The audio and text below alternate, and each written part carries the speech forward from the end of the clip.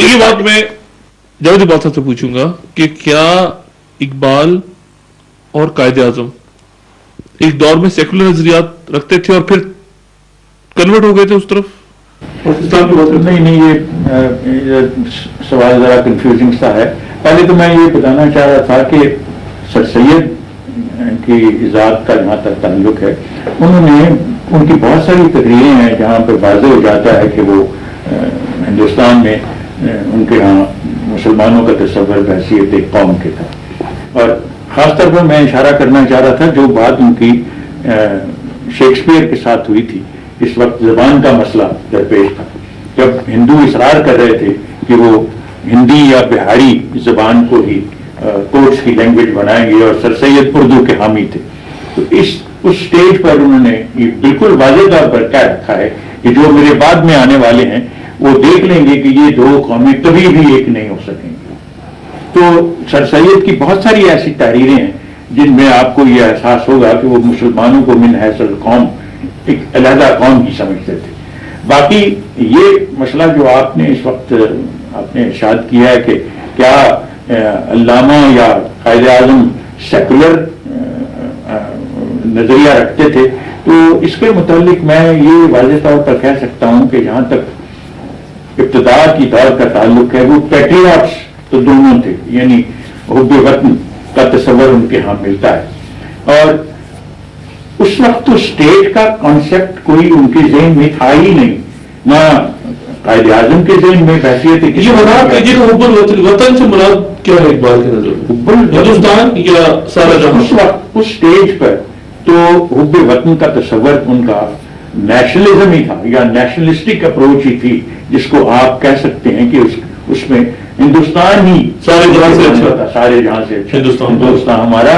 کیونکہ اس وقت بھی، بلکہ علامہ نے تو کئی جگہ پہ یہ کہا بھی ہے کہ سب سے پہلے میں ہی تھا کہ ہندوستانیوں کے پاس یا ہندوؤں کے پاس کوئی قومی نغمہ نہیں تھا، اور وہ میں ہی ان کو میں نے ہی پرووائڈ کیا، جو آج تک بھی ہندوستان کی اسکولوں اور مدرسہ وہ ہندی ہے، ہم وطن ہے ہندوستان ہمارا. تو یہ ایک دور تھا، لیکن اس کو آپ یہ نہیں کہہ سکتے کہ ان کی اپروچ سیکولر تھی، کیونکہ سیکولرزم کا تعلق تو اسٹیٹ کے ساتھ ہے. اس وقت کی اسٹیٹ سے اگر آپ اس طرح تصور کریں کہ چونکہ وہ قومیت ان کے ہاں ہندی ہم وطن ہے ہندوستان ہمارا تھا، تو اس اعتبار سے تو یقینی ہمارے وہ سیکولر نظام ہی ہونا تھا. لیکن بعد میں یہ جو ان کی ڈیولپمنٹ ہے اس میں اختلافات آئے، اور خاص طور پر جس وقت قائد اعظم تو ڈسلوژن ہندوؤں سے ہو کے کہ ان کے ساتھ کوئی بات چیت ہو ہی نہیں سکتی، تو حضرت علامہ کے متعلق بھی قائد اعظم نے فرما رکھا ہے کہ he was one of those who conceived of an in the old territories, old homeland of Muslims, old homeland of Muslims. اور اقبال کو وہ اس کی تمیز کرتے ہیں دوسرے لوگوں سے جنہوں نے تصور یہ دے رکھا تھا ایک علیحدہ مسلمانوں کی ریاست کا. میں اقبال کے متعلق قائد اعظم کا ارشاد یہ کوئی اسلامی ریاست کی طرز پر سوچ رہے تھے. مسلمانوں کے پرانے اوطان جو ہے، پرانے جو وطن ہیں ان میں اسلامی ریاست کے ان کے ذہن میں تھی. تو یہاں آ کے اختلاف آ جاتا ہے کہ اسلامی ریاست، قائد اعظم نے اپنے متعلق یہ نہیں فرمایا کہ ان کے ہاں ریاست کا تصور کیا تھا. وہ تو جس طرح مولانا نے ابھی آپ کے سامنے کہا ہے کہ انہوں نے فرمایا تھا کہ ہمارے یہاں آئین جو ہے وہ تو 14 سال سے بنا ہوا ہے. تو انہوں نے کوئی واضح بات اس طرح کی نہیں کی، لیکن اقبال کے متعلق انہوں نے واضح طور پر کہا تھا کہ ان کے کانسیپٹ میں ایک اسلامی ریاست تھی کہ ان مسلمانوں کے پرانے جو اوطان ہیں یہاں پر اسلامی ریاست کا انعقاد کیا جائے. دیکھیے میرا خیال یہ ہے کہ اس میں ایک مسئلہ ہے، یہ قائد اعظم کی تقریریں اور قائد اعظم کے یہ الفاظ کہ ہمارے پاس آئین موجود ہے اور ہمیں کسی سے سیکھنے کی ضرورت نہیں ہے، اور یہ مسئلہ دراصل زبان کا مسئلہ ہے. جب آپ مسلمانوں کی ریاست بناتے ہیں تو اسے آپ اسلامی ریاست بھی کہتے ہیں. علامہ اقبال اگر اسلامی ریاست کی بات کرتے تھے یا جدہ اسلامی ریاست کی بات کرتے تھے، ساتھ وہ یہ بھی کہتے ہیں کہ مشرق وسطیٰ میں جتنے مسلمانوں کے ملک ہیں وہاں اسلام نہیں ہے، کیونکہ اسلام جو ہے وہ بادشاہت کے اور امارت کے خلاف ہے، اور 29 سال کے علاوہ 1400 سال میں کبھی کوئی اور نظام آیا ہی نہیں بادشاہت کے علاوہ مسلمانوں کے ملکوں میں، تو پھر اگر اسلامی ریاست، اور ان کو اسلامی ریاستیں کہا جاتا ہے یا ان کو اسلامی ملک کہا جاتا ہے، تو یہ تو زبان کا مسئلہ ہو گیا کہ جب آپ مسلمانوں کے لیے ایک ملک بنائیں گے تو آپ اس کو مسلمانوں کا ملک کہہ رہے ہیں یا آپ اس کو اسلامی ریاست کہہ رہے ہیں۔ اسلامی ریاست سے ہرگز یہ مراد نہیں ہو سکتی تھی جناح کی کہ یہاں جو ہے وہ آپ تھیوکریسی لائیں گے۔ اس کا اقبال کی کیا تھی؟ اقبال نے جب کہا اسلامی اقبال نے جب کہا پرانے تھا، اوطان اس وقت تک پاکستان کا مکمل تصور ایک علیحدہ ریاست کا موجود نہیں تھا۔ نہیں، انہوں نے جو کہا کہ شمال مشرقی علاقوں مغربی علاقوں وہ میں، اس میں انہوں نے بہت واضح طور پہ یہ کہا کہ اس سے میری مراد ایک آزاد ملک کی نہیں ہے۔ اقبال نہیں کہا۔ اقبال نے یہ کہا جب ان کے استاد نے ایک کتاب لکھی اپنے شاگردوں پہ، اس میں انہوں نے یہ کہا کہ میرے ایک شاگرد نے پاکستان کا تصور ایک علیحدہ مسلمانوں کے ملک کا تصور پیش کیا ہے، تو انہوں نے خط لکھا ان کو اور یہ کہا کہ یہ آئیڈیا میرا نہیں ہے، میں نے راغب حسن کے نام جی میں نے یہ آئیڈیا میرا نہیں ہے، یہ کیمبرج کے کچھ نوجوان طالب علموں کا آئیڈیا ہے، میرا اس آئیڈیا سے کوئی تعلق نہیں ہے، میں ہندوستان کے مرکز سے علیحدہ آزاد مملکت میرے ذہن میں نہیں ہے۔ یہ 1930-31 کی بات ہے۔ تو اس کا مطلب تو پھر وہ جو بات ہے میں عرض کروں دو کہ پہلو اقبال سامنے رہنے چاہیے کہ ایک تھی اس وقت کی گیون ریئلٹی، کوئی سوچ بھی نہیں سکتا تھا کہ انگریز اس ملک کو چھوڑ کر چلا جائے گا۔ یہ تو سیکنڈ ورلڈ وار کی برکات میں سے ہے کہ یہاں سے انگریز ایسا گیا ہے کہ نہ ہم نے کسی انگریز کو مارا، نہ کسی انگریز نے ہندوستانی کو مارا، اپنا بستر لپیٹ کے چل دیا۔ تو اس وقت انہوں نے کہا تھا کہ اسی ہندوستان کے اندر یہ 4 صوبے ہمارے جو ہیں کنٹیجیس بھی ہیں، ان کو ایک جگہ آزادی کا تصور تو نہیں تھا اس وقت نہیں تھا، بالکل نہیں تھا۔ البتہ وہ جملہ جو میں نے کوٹ کیا اس کے اندر موجود ہے کہ دس از دی ڈیسٹنی، کہ اس ہندوستان کے شمال مغرب میں ایک آزاد مسلمان ریاست قائم ہوگی۔ دیکھیے، جب بھی آپ جمہوریت لے آئیں گے، جمہوریت میں ہمیشہ میجورٹی کی حکومت ہوتی ہے، اور جناح اور مسلم لیگ بہت عرصے تک میکسیمم پاسبل پروونشل آٹونومی مانگتے رہے اس مسئلے کو حل کرنے کے لیے، اور نہرو اس کو اپوز کرتے رہے، جس کی وجہ سے بائی اینڈ بائی گریجولی علیحدگی پسندگی کی تحریک شروع ہوئی مسلمانوں میں، ورنہ مسلمانوں کو علیحدہ ہونے کا کوئی شوق نہیں تھا۔ 1940 کے بعد بھی اگر جناح یہ کوشش کر رہے تھے کہ کسی طرح متحد رہ جائیں، جناح نے تو موبائل صاحب ایک بتائیے کہ سیکولر ایک فقرہ میں یہ بتا دوں کہ گروپنگ سکیم کا تسلیم کرنا مسلم لیگ کا اور جناح کا، جو کنفیڈریشن کا تصور تھا، اس کے بعد 11 صوبوں کو تھرڈ آپشن ایکسپٹ کرنا مسلم لیگ کا کہ آزاد رہنا چاہیں تو آزاد رہ جائیں، کیونکہ وہ قرارداد لاہور کے مطابق تھا، اس میں اسلامی ریاست کا تصور کہاں آتا ہے؟ باقی یہ کہ انہوں نے قرآن کا ذکر کیا، ہر مسلمان کرتا ہے، انہوں نے اسلام کا ذکر کیا، ہر مسلمان کرتا ہے۔ کیا میں یہ عرض کر رہا تھا کہ جہاں تک سیکولرزم کا تعلق ہے، سب سے پہلے تو ضرورت یہ ہے کہ جہاں یہ اصطلاح ایجاد ہوئی اس کو اس کی تاریخ یہ سمجھنے کی ضرورت ہے۔ یورپ میں سیکولرزم سے مراد، اگر اس کا ترجمہ ہم اپنی زبان میں کرنے کی کوشش کریں تو وہ دنیاوی اس کا ترجمہ ہو سکتا ہے، لیکن ہمارے یہاں ہمیشہ اس کو لادینیت سمجھا جاتا ہے کہ سیکولرزم علماء کے نزدیک سیکولرزم لادینیت ہے۔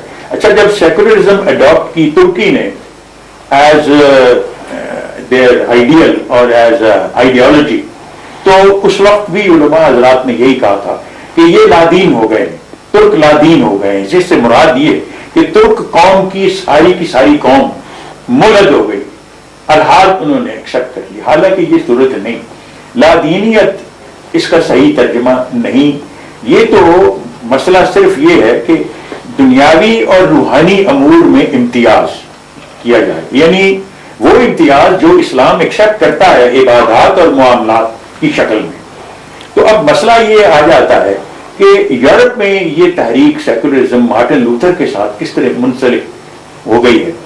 مارٹن لوتھر نے، یہ ایک جرمن ہرمٹ تھا، جرمن پریسٹ تھا، جس نے سب سے پہلے جو لاطینی زبان میں اولڈ ٹیسٹمنٹ تھا اور نیو ٹیسٹمنٹ اس کا ترجمہ جرمن زبان میں کیا، لہذا اس پر اسی طرح کفر کے فتوے لگے اور اس کو ایکسکمیونیکیٹ کیا گیا. جس طرح یہاں جب قرآن مجید کا ترجمہ فارسی میں شاہ ولی اللہ نے کیا تو ان پر کفر کے فتوے لگے تھے. بعد میں جس وقت اردو کا ترجمہ ہوا تو تب بھی یہی سیلاب اس قسم کا آیا. وہاں مارٹن لوتھر نے جب یہ ترجمہ اس کا جرمن زبان میں کر دیا تو جو چرچ تھا، چرچ سے مراد اس وقت کیتھولک چرچ تھا، انہوں نے اس پر اعتراض کیا. اس کے ساتھ ہی وہاں پر سیاسی تحریک بھی چل رہی تھی، چونکہ ہولی رومن ایمپائر تھا اور اتنی کرپشن آ گئی ہوئی تھی اس وقت کی اسٹیٹ میں کہ اس کے خلاف بھی لوگوں کے اعتراضات تھے. پھر انہوں نے یہ کوشش کی کہ جو ایکلیسیاسٹک لا ہے، جس طرح آپ کے قوانین، جس طرح آپ کہتے ہیں کہ آپ کے قوانین جو ہیں وہ الہامی ہیں، اسی طرح ان کے ہاں بھی ایکلیسیاسٹک قوانین تھے جو چرچ نے ایوالو کر رکھے تھے، اس کا اطلاق صرف پریسٹلی کلاس پر ہوتا تھا. بعد ازاں انہوں نے اس کو جورسڈکشن ایکلیسیاسٹک کورٹس کی ایکسپینڈ کر کے عامی لوگوں پر بھی اسی کا انعقاد کرنا شروع کیا. اس پر اعتراض ہوا کہ موریلٹی کا جو کنسپٹ ہے وہ تو وقت کے ساتھ تبدیل ہوتا جاتا ہے، تو اگر آپ موریلٹی کے کنسپٹ فکسڈ رکھیں اور وہ کہیں کہ اس قانون میں کوئی تبدیلی نہیں ہو سکتی تو وہ صورت اس کے اطلاق کی جو ناممکن ہے. سو اگر چرچ کے پاس کوئی اجتہاد جیسا انسٹرومنٹ ہوتا تو ہو سکتا ہے کہ وقت کی ضروریات کے مطابق جو ایکلیسیاسٹک قوانین تھے ان میں تغیر و تبدل کر لیتے. مثلا ایکلیسیاسٹک قوانین میں جو مثلا فارنیکیشن جس کو ہم زنا کہتے ہیں یا ایڈلٹری جس کو بھی زنا کی ٹرم میں آمنیبس ٹرم میں استعمال کیا جاتا ہے، حالانکہ ان کے ہاں ویسٹ میں سیکس کے لیے مختلف قسم کی ٹرمز ہیں. ریپ علیحدہ چیز ہے، فارنیکیشن علیحدہ ہے، ایڈلٹری علیحدہ ہے. تو یہ اطلاق جس وقت چرچ کے ایکلیسیاسٹک سزائیں جو تھیں ان میں تغیر و تبدل نہیں ہو سکتا تھا تو اشتہار کی کوئی صورت نہیں تھی. اگر اشتہار کی صورت چرچ کے پاس ہوتی تو پھر ممکن ہے ضرورت نہ پڑتی سیکولرزم کی. سیکولرزم سے مراد یہی ہے کہ معاملات کے بارے میں جو قوانین نافذ کیے جائیں وہ قوانین مین میڈ لاز ہوں، انسان کے بنائے. لیکن اقبال سیکولر نہیں تھے. کون؟ اقبال نہیں، مگر اقبال اشتہار کا انسٹرومنٹ تو استعمال کر رہے ہیں. وہ تو کہتے ہیں کہ وقت کی ضرورت کے مطابق قوانین جو اسلامی ہیں ان کی انٹرپریٹیشن جو ہے وہ وقت کی ضرورت کے مطابق کی جا سکتی. ڈاکٹر صاحب یہ میں ترجمے میں پہلے آ جاؤں کہ کیا سیکولرزم کو، کیونکہ انہوں نے کہا کہ علماء اس کو لادینیت. میری بات سن لیجئے کہ ڈاکٹر صاحب کا یہ کہنا کہ صرف علماء نے یہ کہا یہ بہت غلط ہے. علامہ نے کہا اتا ترکس کے لادینی و لاطینی کس پھیر میں الجھا تو، دارو ہے غلاموں کا لا غالب الا ہو. یہ دو الزام ہیں جو اتا ترک پر علامہ اقبال نے عائد کیے ہیں، لادینی اور لاطینی. اور بات اصل میں یہی ہے کہ دیکھیے ایک ہے مذہب جس کے بارے میں دنیا میں ہمیشہ تصور یہ ہے کہ انفرادی معاملہ ہے اور ہر ایک کو آزادی ہے، جو چاہے بلیو کرے، ایک خدا میں 100 میں 10 میں. نمبر 2 جس کو چاہے پوجے، درختوں کو پوجے، چاند کو، سورج کو. اور کچھ سوشل کسٹمز ہوں گے، رائٹس اینڈ ریچولز، بچہ پیدا ہو تو کیا کریں، بپتسمہ دے یا عقیقہ کرے وغیرہ. These 3 go to make religion. مذہب. دین کہتے ہیں پورے نظام کو. شاہی نظام کے لیے دین الملک کا لفظ قرآن میں آیا اور پورے قرآن میں مذہب کا لفظ آیا ہی نہیں ہے. ہماری اس پوری تاریخ میں بھی مذہب کا لفظ آیا ہے فقہی جو سکولز آف تھاٹ ہے، مذہب حنفی، مذہب مالکی، مذہب شافعی، مذہب سلفی وغیرہ وغیرہ. اسلام مذہب نہیں، دین. قطعاً نہیں، اسلام دین ہے جس میں یہ 3 چیزیں بھی ہیں اور اس کے ساتھ اس کا اپنا سیاسی نظام ہے، اس کا ایک معاشی نظام ہے، اس میں سود حرام ہے، اس میں جوا حرام ہے، اس میں شرم و حیا کے قوانین ہیں، اس میں زنا حرام ہے، اور اس میں جو قانون سازی جو ہے وہ کتاب و سنت کے لیمٹس کے اندر اندر ہونی ہے. معلوم ہوا کہ ہمارا پورا نظام دین اسلام جو ہے وہ دین ہے. یہ مذہب کا تصور، جبکہ آج کا تصور، اور یہ بھی میں عرض کر دوں، یہ سارا تصور یہود کا پیدا کردہ